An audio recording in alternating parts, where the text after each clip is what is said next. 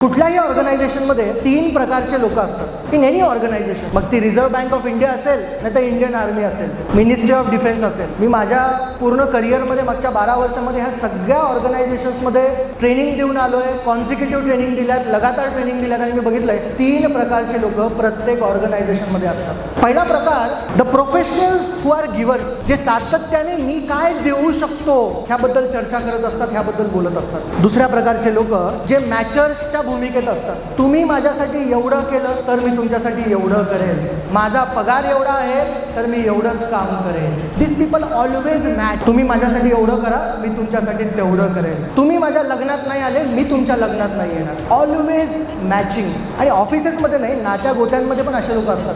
3 प्रकारचे लोक. आणि तिसरे टेकर्स म्हणून असतात. टेकर्स ते लोक असतात ज्यांना दुसऱ्यांसाठी काहीही करायचं नसतं, ज्यांना ऑर्गनायझेशनच्या ध्येयाशी काहीही घेणं देणं नसतं. त्यांना मुळात फक्त एक गोष्ट इम्पॉर्टंट असते, what is there for me, मेरे लिए क्या है. आणि हे 3 प्रकारचे लोक प्रत्येक ऑर्गनायझेशनमध्ये तुम्हाला आढळतील. ज्या ऑर्गनायझेशनमध्ये गिव्हर्सची संख्या वाढत जाते तिथे प्रॉस्पेरिटी येते, तिथे सक्सेस येतं आणि तिथे टार्गेट्स आणि ॲक्च्युअलमधला गॅप कमी कमी कमी कमी होत जातो. पण ज्या ऑर्गनायझेशनमध्ये आतंकवादी, टेररिस्ट, टेकर्स हे सगळे वाढत जातात तिथे गॉसिप कल्चर चालू होतं, तिथे ग्रुपिझम चालू होतं, तिथे आपल्याच ऑफिसमध्ये बसून आपल्याच ऑफिसचा चहा पिऊन आपल्याच कंपनीला नावं ठेवणारे लोक तयार होतात. These R takers. टेकर्स लोकांना फक्त घेणं देणं असतं पंच, लंच आणि पंच. They are only focused on पंच, लंच आणि पंच. ऑफिसमध्ये येतात, 8 तासाचा क्रायटेरिया भरून काढतात, जेवण करतात, जातात. आणि ह्या लोकांना नेहमी इंटरेस्ट असतो की कोणीतरी गिव्हर दिसला की जाऊन त्याला चिमटा काढ, कशाला एवढं काम करतोस, काय भेटतं तुला, तुला माहिती का तुझ्याबद्दल त्या मॅडम असं म्हणत होत्या, तुझ्याबद्दल ते सर असे म्हणत होते. हे लोक नेहमी स्वतःही काम करत नाहीत, दुसऱ्यांनाही काम करू देत नाहीत आणि सगळ्यांना डिस्टर्ब करत राहतील. असे लोक तुम्हाला नेहमी ऑफिसच्या नेगेटिव्ह ग्रुपमध्ये आढळतील. मी काय म्हणालो, असे लोक तुम्हाला नेहमी ऑफिसच्या नेगेटिव्ह ग्रुपमध्ये आढळतील. तो नेगेटिव्ह ग्रुप म्हणजे आतंकवाद्यांची. There are people who are givers. नेहमी मी माझ्या ऑर्गनायझेशनसाठी काय देऊ शकतो. त्यांना ऑफिसचा टाईम जर 5 असेल, 6 असेल, काही फरक पडत नाही. आपलं काम पूर्ण केल्यानंतरच ते घरी जाणार म्हणजे गिव्हर्स. टेकर्स 5 वाजले, मेरा टाईम हो गया, 4:30 पासून बॅग पॅकिंगला लागतात. ते 4:30 पासून 5चा टायमिंग असेल तर टाईमपास करतील, 5ला एक्झॅक्ट 5ला पंच मारतील. गिव्हर्स आउटकमवरती फोकस करतात आणि मॅचर्स यांचं फार नुकसान नसतं पण यांचा फार फायदाही नसतो कुठल्याही ऑर्गनायझेशनमध्ये. आता एक प्रश्न मी तुम्हाला सगळ्यांना विचारतो, तुम्ही ह्या ऑर्गनायझेशनसाठी गिव्हर आहात, मॅचर आहात का टेकर आहात? मी परत तुम्हाला विचारतो सगळ्यांना, तुम्ही या ऑर्गनायझेशनसाठी गिव्हर आहात, टेकर आहात का मॅचर आहात? तुम्ही गिव्हरच म्हणणार आहेत, बरोबर आहे. तुम्ही डीप डाईव्ह करा, विचारा मी ह्या ऑर्गनायझेशनसाठी गिव्हर आहे, मॅचर आहे का टेकर आहे. आता ह्याच्यामध्ये एक मजेदार गोष्ट मी तुम्हाला सांगतो. पहिल्यांदा तुम्ही तुमच्या नोटपॅडवरती लिहा तुम्ही कोण आहात. Either you are a giver, a taker और अ मॅचर. की आपल्याला आपल्या ऑर्गनायझेशनमध्ये गिव्हर व्हायचं आहे. So are we all ready to give something for our organisation? आपला वाटा आपण 170 कोटी जे आपल्याला डेफिशिट आहे ते आणायचं आहे, त्याच्यामध्ये आपण एक्स्ट्रा माईल चालण्यासाठी रेडी होतो. आपण 13 टूल्स, 13 कार्ड्स बघणार आहोत. जसं मी म्हणालो, हे 13 कार्ड्स तुम्हाला असे बनवायचे. एक एक कार्ड आपण आज एक्सप्लेन करू, समजून घेऊ ते कार्ड काय, आणि उद्या गेल्यानंतर हे कार्ड बनवा आणि प्रत्येकाच्या खिशामध्ये एक कार्ड ठेवायचं आहे. 1 आठवडा गेल्यानंतर ते कार्ड बदलायचं आहे. पहिलं काय आहे? पहिलं कार्ड उत्साह, एनर्जी, एन्थुझियाझम. मी बरेचसे असे सेल्स प्रोफेशनल बघितले जे हमेशा स्ट्रेसमध्ये असतात, हमेशा नाराज असतात आणि कंप्लेनिंग मोडमध्ये असतात की माझं टार्गेट पूर्ण होत नाही आहे. टार्गेट पूर्ण होत नसताना निराश होणं ठीक आहे, पण ज्यावेळेस एखादा कस्टमर तुमच्या बँकमध्ये येतो, तुमच्या टेबलवरती येऊन बसतो, तुमच्याकडे बघितल्यानंतर जेवढी एनर्जी त्या कस्टमरमध्ये होती ती सगळी डिस्ट्रॉय होऊन जाते. त्याला बोलण्याची तुम्हाला इच्छाच उरत नाही. तुम्ही बघितलेत काही लोक असे ऑफिसमध्ये, बँकेमध्ये असे लोक बघितलेत. काही लोकांना बघून इन्स्पायर्ड वाटतं. काही लोकांना बघून ऊर्जा येते.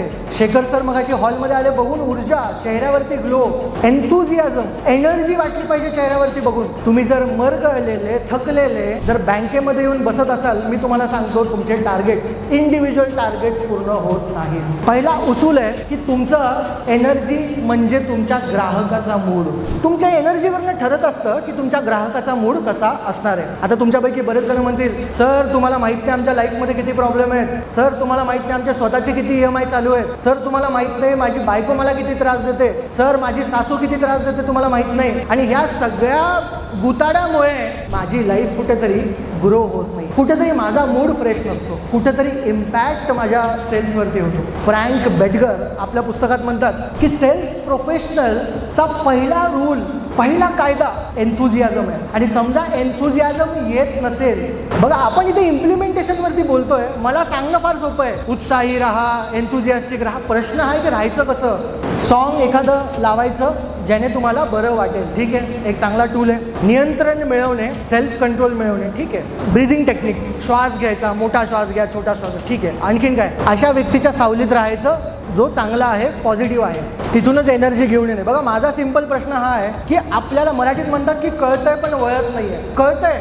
एनर्जी ठेवल्याने सोल्युशन्स मिळणार आहेत, कळतं एन्थुझियाझमने आपल्याला फायदा होणार आहे. एन्थुझियास्टिक जर वाटत नसेल, एनर्जेटिक जर वाटत नसेल, तर पहिला रूल आहे ॲक्टिंग करायची. तुम्ही बघितलं की आपण फक्त ॲक्टिंग केल्याने बॉडीमधलं ॲड्रेनल जे आहे ते रिलीज होतं आणि कुठेतरी 2-3 मिनिटानंतर तुम्हाला नॉर्मल फील व्हायला सुरू होतं, एन्थुझियास्टिक फील व्हायला सुरू होतं. सो खूप इम्पॉर्टंट आहे ऑफिसमध्ये तुम्ही कसं वागतात, कशी तुमची एनर्जी असते, तसा तुमचा ग्राहकाचा मूड असतो. एक सिएटल नावाचं एक छोटंसं एरिया आहे वॉशिंग्टन DC मध्ये, अमेरिकेमध्ये, सिएटल नावाचं. तिथे 1965ला एक मुलगा एक माशाचं छोटंसं दुकान $3,500 विकत घेतो. त्याचं नाव होतं जॉन योकोयामा. जॉन नाव होतं त्याचं साध्या भाषेत. ह्या जॉनने ते माशाचं दुकान घेतलं, जुनं दुकान होतं, कोणाचं तरी होतं. 1965ला ते विकत घेतलं आणि चालवायला चालू केलं. तुम्ही बिलीव्ह नाही करणार, ह्या जॉनने दुकान चालवायला घेतल्यानंतर 15-20 वर्ष कंटिन्युअसली मेहनत करायला सुरू केली, काम करायला सुरू केलं. 15-20 वर्षानंतर इतकी वाईट परिस्थिती आली की कलेक्शन डाऊन डाऊन डाऊन होत गेली, नंबर्स डाऊन डाऊन डाऊन होत गेले. बँकरप्सी फाईल करायची वेळ आली जॉनवर. अक्षरशः सगळ्या टीम मेंबर्सने बसून ठरवलं की आता नेमकं करायचं काय, आता दुकान बंद करायचं का. आणि हे सगळं डिस्कशन चालू असताना जॉनने एक बिझनेस कन्सल्टंट नेमले. त्यांचं नाव होतं जिम. ही खरी स्टोरी मी तुम्हाला सांगतोय. जिम यांना नेमलं आणि सगळ्या लोकांना बोलवलं, जिम सोबत बसवलं आणि जिमने पहिला प्रश्न विचारला की तुम्ही सगळे हे माशाचं दुकान बंद करायचं ठरवलंय का बाउन्स बॅक करायचं ठरवलंय. पहिल्यांदा तर एनर्जीच नव्हती, मिसिंग होती, कोणी बोलतच नव्हतं. त्यामध्ये एक जण उठला, एक कर्मचारी, आणि जोरात म्हणाला, सर बाउन्स बॅक करायचंय, जगातलं सगळ्यात फेमस माशाचं दुकान, माशाचं मार्केट आम्हाला बनवायचंय. आणि जसं तो उठून जोरात असं म्हणाला, सगळे लोक हसायला लागले. त्याचेच कर्मचारी सगळे हसायला लागले. आणि इकडे बँकरप्सी फाईल करायची वेळ आली, दुकान बंद करायची वेळ आली. 20 वर्ष झाले मेहनत करतायत, पण ते माशाचं दुकान काही चाललं नाही. जिमने ऐकल्यानंतर त्या व्यक्तीकडे बघितलं आणि नंतर जॉनकडे बघितलं आणि जॉनला विचारलं, तुझं काय म्हणणं आहे, तू मालक आहे, ह्या कंपनीचा लीडर आहेस, तुला काय वाटतं, काय केलं पाहिजे, बंद करायचं का बाउन्स बॅक करायचं. जॉन म्हणाला, मी याच्यासोबत सहमत आहे, आपल्याला हे माशाचं दुकान वर्ल्ड फेमस करायचं. आणि मग थोडे थोडे कुठेतरी सगळे टीम मेंबर सिरियस व्हायला लागले आणि जॉनने सगळ्या टीम मेंबर्स सोबत एक छोटंसं भाषण दिलं आणि त्याने सांगितलं की मी 20 वर्षाचा पूर्ण अभ्यास केला. 20 वर्षामध्ये कुठेतरी मला असं आढळून आलंय की मी कामावर ताणतणावात असायचो, मी कुठेतरी कर्मचाऱ्यांना नीट बोलायचो, कस्टमर्सला मी व्यवस्थित ट्रीट करायचो नाही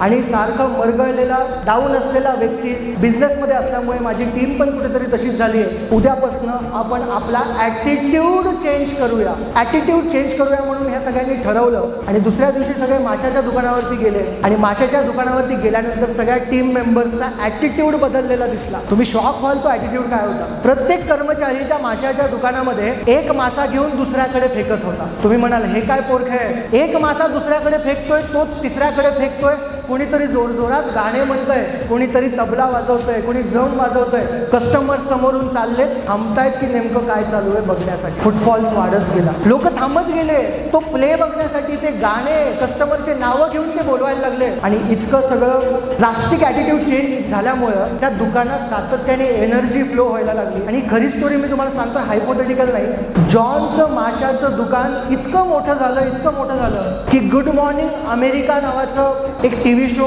अमेरिकेमध्ये चालायचा. त्या मॉर्निंग शो मध्ये ह्या दुकानाचा शो दाखवला गेला. बघा कसं बिझनेसला ट्रान्सफॉर्म केलं सगळ्या कर्मचाऱ्यांनी मिळून, आणि फक्त एनर्जी आणल्यामुळे, फक्त एन्थुझियाझम आणल्यामुळे. एवढंच नाही, गुड मॉर्निंग अमेरिका नंतर CNN न्यूज माहिती मला, CNN ने आर्टिकल्स पब्लिश केले. नॅशनल जॉग्राफीवरती तुम्ही जा, त्यांची पूर्ण डॉक्युमेंटरी पडलेली आहे. आणि बघता बघता अमेरिकाने त्याला best work places to work म्हणून घोषित केलं टॉप 3 मध्ये. आणि आज जर तुम्ही बघितलं तर दिवसाला त्या दुकानामध्ये, त्याच्या मार्केटमध्ये 10,000 लोक येतात, तो शो बघतात आणि जाताना मासे घेऊन जातात. And that is the beauty of being enthusiastic. That is the beauty of showing energy to your customers. My dear friends, तुम्ही जर दररोज बँकेत जाऊन मरगळलेले बसत असाल, चांगलं व्यवस्थित कस्टमरला बोलत नसाल आणि एक्सपेक्ट करत असाल की तुमचे नंबर्स होतील, तुम्हाला रिझल्ट्स मिळतील, इन्सेंटिव्ह मिळेल, अवॉर्ड्स मिळेल, आय एम सॉरी, असं काम नाही होत. एनर्जीने काम होतं, एन्थुझियाझमने काम होतं.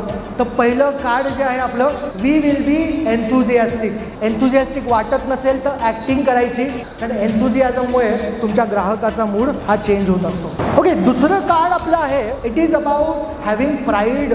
गर्व. गर्व म्हणजे चुकीच्या कॉन्टेक्स्टमधला गर्व नाही, प्राईड ज्याला आपण म्हणतो, की मी ह्या ऑर्गनायझेशनमध्ये काम करतोय. तुम्हाला ते आतमधून आलं पाहिजे, तुमच्या ते बोलण्यातनं आलं पाहिजे, तुमच्या चालण्यातनं आलं पाहिजे. बरेचसे लोक त्याच ऑर्गनायझेशनमध्ये राहून तिथलीच पगार विड्रॉ करून तिथलीच ग्रोथ घेऊन कस्टमर समोर तर सांगतात की आमची बँक अशी आहे, आमची बँक तशी आहे, इतकी चांगली आहे. पण जसा तो कस्टमर उठून जातो, बँकेबद्दल कंपॅरिझन सुरू होतं, बँकेमध्ये सल्ले द्यायला चालू होतं की आपण असं केलं तर आपल्याला रिझल्ट्स मिळतील, आपण तसं केलं तर आपल्याला रिझल्ट्स मिळतील. आणि कुठेतरी सातत्याने कंपॅरिझनमध्ये अडकून जातो की ही ठराविक बँक आहे, ही ठराविक बँकेसारखं जर आपण केलं तर आपल्याला रिझल्ट्स भेटायला चालू होते. मग आपल्यापेक्षा छोटी बँक असेल तर आपण म्हणतो की त्यांचा व्याजदर चांगला असल्यामुळे कस्टमर तिकडे डायव्हर्ट होतोय, आपण पण आपला व्याजदर वाढवला पाहिजे. आपल्यापेक्षा मोठी बँक असेल तर आपण काय म्हणतो, तिथलं जे स्टँडर्डायझेशन आहे ते आपल्या बँकेत आलं पाहिजे, तर आपलं ग्रोथ होईल. आणि मेनी ऑफ द टाइम्स आपण कुठेतरी तो प्राईड घेऊन चालत नाही, आपण नेहमी कंपॅरिझनमध्येच राहत असतो.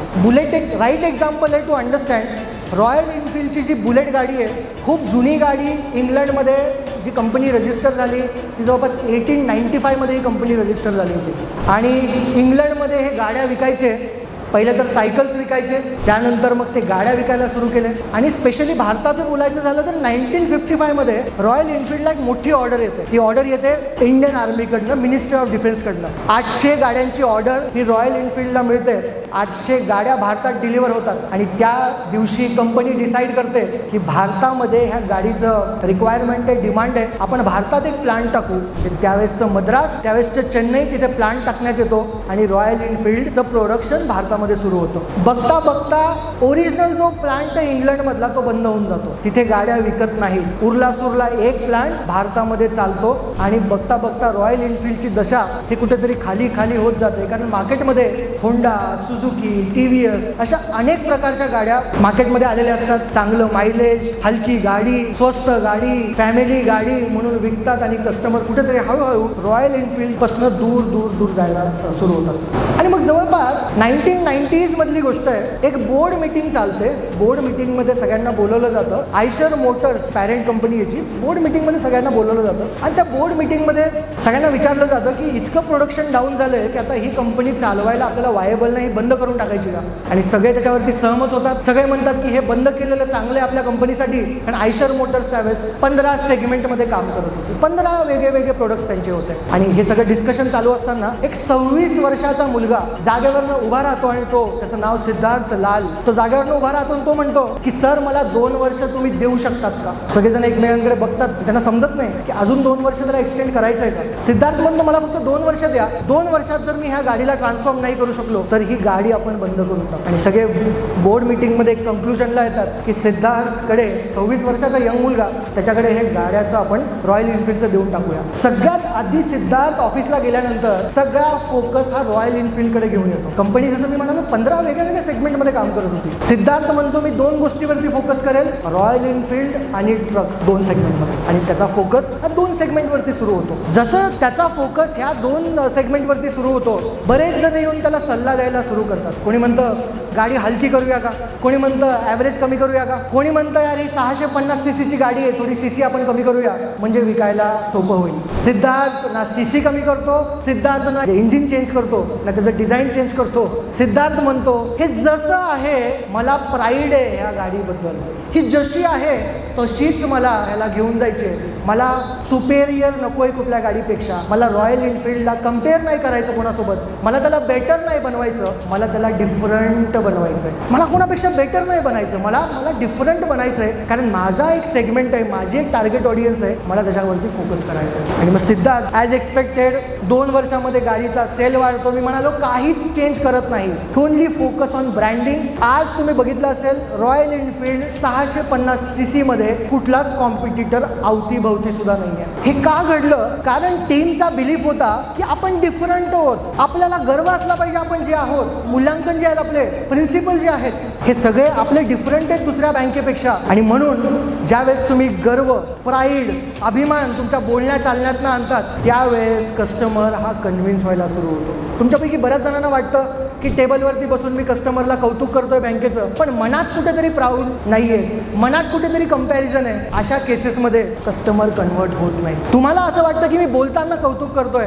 पण देवाने जे माणसांना बनवलंय, पुढे आहे एक कार्ड मी सांगेल, देवाने जे माणसांना बनवलंय ते फक्त शब्दांवरती नाही बनवलं. तुमचे फेशियल एक्सप्रेशन, तुमची बॉडी लँग्वेज, तुमचं चालणं, तुमचं बोलणं, हे सगळं काही बोलत असतं, नुसतंच तुमच्या शब्दांमधनं ते दिसत नसतं. आणि म्हणून जे सेकंड कार्ड आहे आपलं ते म्हणजे गर्व आहे. तुम्ही प्राईडने चालायला सुरू करा, कारण ही जी आपली बँक आहे ही दुसऱ्यांपेक्षा डिफरंट आहे. Stop comparing with may be the खालच्या बँक किंवा आपल्यापेक्षा वरच्या बँक. आपण डिफरंट आहोत, आपण आपलं एक मार्केट सेगमेंट तयार केलं आहे. मागच्या 22-23 वर्षामध्ये तुमचा ट्रॅक रेकॉर्ड बघा. मी इतक्या बँक्सला ट्रेनिंग देतोय, इतके फॅन्टॅस्टिक नंबर्स नाही आहेत बँकेचे. तुमचं NPA बघा, मिनिमम आहे NPA. माहिती आहे सगळ्यांना. जी काही लिगसी आपण स्थापित केलेली आहे त्या लिगसीला चेंज करण्याचा प्रयत्न करू नका. कारण ज्यावेळेस आपण चेंज करायला जातो, आपल्या DNA ला चेंज करायला जातो, त्यावेळेस आपण कॉमन होऊन जातो. आज बघा तुम्ही होंडा असेल, सुझुकी असेल, काय त्याच्यामध्ये कंपॅरिझन नाही TVSमध्ये. पण जसा व्यक्ती रॉयल एनफिल्डवरती येतो आपण काय म्हणतो, कोणीतरी मोठा माणूस दिसतोय, कोणीतरी वजनदार माणूस दिसतोय. कारण त्यांनी डिफरंट सेगमेंट चूज केलं, डिफरन्स आणला आणि प्राईडमध्ये, बिकॉज डिफरंट बीट्स बेटर.